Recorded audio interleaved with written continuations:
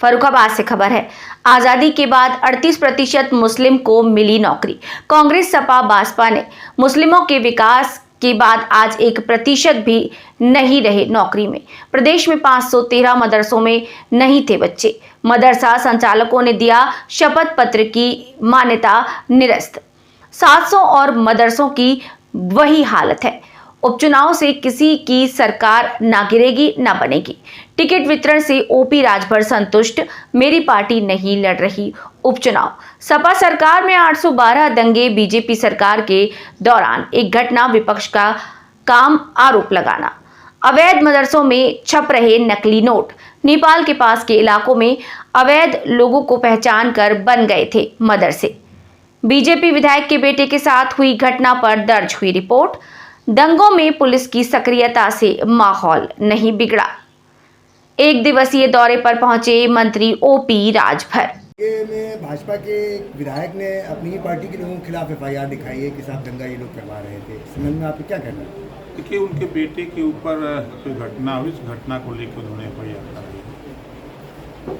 और बहराइच घटना में तो हम धन्यवाद देते हैं वहाँ के प्रशासन को और एडीजी को कि उन्होंने बहुत सूझबूझ से उस घटना में सहानुभूति कर लीजिए, चाहे समझा बुझा करके कर लीजिए।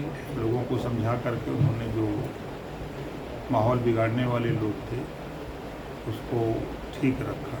ये किस स्टिंग ऑपरेशन में लड़के कह रहे हैं कि साहब 2 घंटे के लिए पुलिस हटा ली गई आपकी सरकार।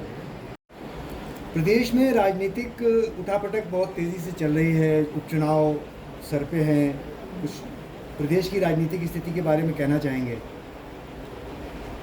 देखिए, उपचुनाव तो हमेशा हुए हैं, होते रहेंगे। इस उपचुनाव से न सरकार को गिरना है न किसी को सरकार बनाना है। उपचुनाव में जो टिकट वितरण हुआ उससे आप संतुष्ट हैं?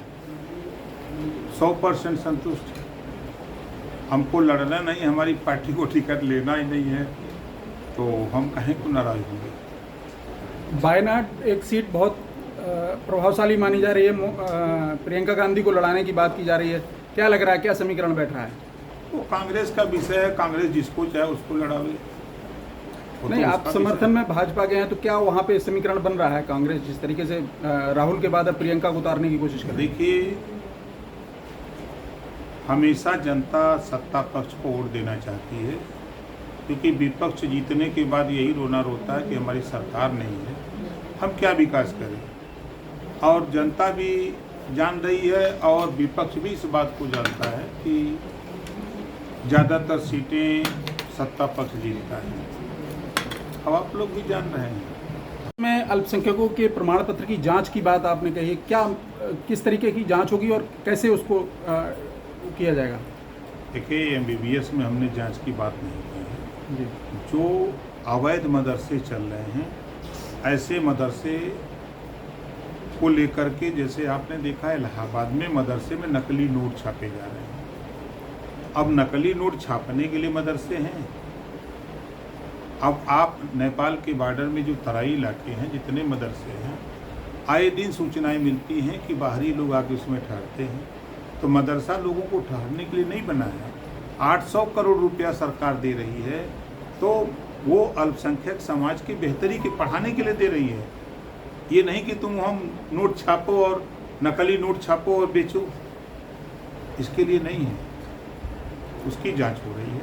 क्या लगता है बॉर्डर क्षेत्र में जो मदरसे हैं उन पर अवैध कार्य संचालित हो रहे हैं? विशेष प्रयोजन कि आज दौरे का 2 उद्देश्य है। पहला उद्देश्य है कि जो विभाग हमको मिला है, पंचायती राज, अल्पसंख्यक कल्याण वक्फ बोर्ड, और तो विभाग की समीक्षा पहली प्राथमिकता है कि आपके फर्रुखाबाद ज़िले में क्या प्रगति है, जो सरकार की मंशा है, केंद्र सरकार और प्रदेश सरकार की योजनाएं जो संचालित हैं उसमें प्रगति क्या है। पहला तो उद्देश्य ये है। दूसरा उद्देश्य है कि हम एक पार्टी हैं, भारतीय समाज पार्टी, यहाँ एक कार्यकर्ता सम्मेलन भी है।